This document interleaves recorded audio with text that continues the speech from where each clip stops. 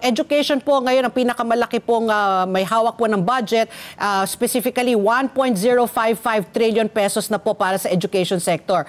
Ang tanong po ng marami ay pati kayo, no, kini-question ninyo, bakit napasama po dito yung PMA, Philippine Military Academy, National Defense College of the Philippines, Philippine National Police Academy, Philippine Public Safety College, at saka yung Local Government Academy. Ito ba ay talagang ngayon lang ba, is this unprecedented? Talaga ba pinagsama para lang masabi talaga na yung education sector po ay ang pinakamalaking budget na po?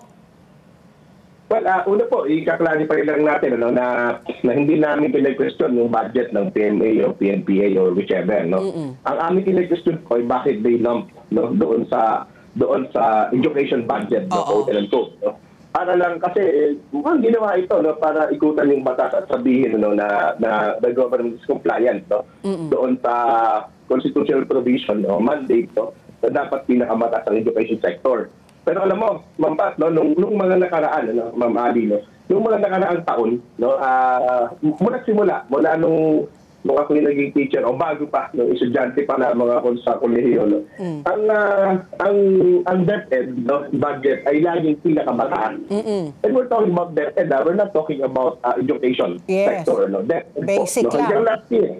Opo, hanggang last year, basic education po, yan ang pinakamataas. Wala pong mas mataas yan.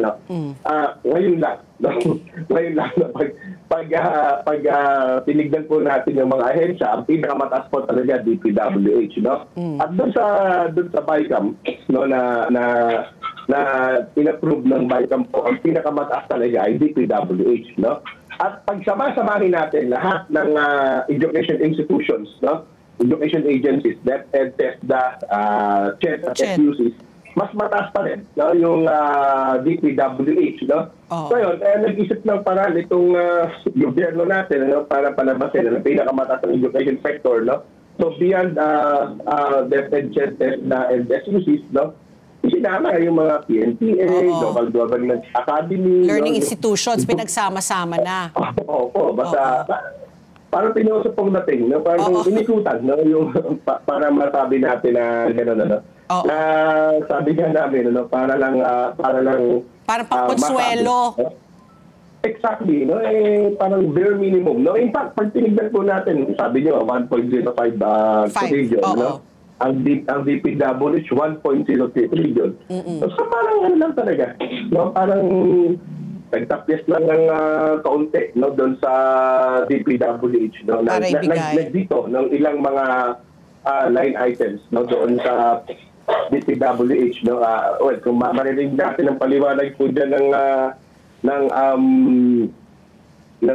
gobyerno nung nakaraang linggo po. Sinasabi dyan, ito daw yung mga flood control projects, yung mga multipurpose hall, hindi talaga essential. Talaga po essential. Pero ang nakakapagtaka dyan, ilang paso ng budget ng DPWH, yung budget ng lahat ng educational institutions. Let's get together, Sunday 25, Sunday 25.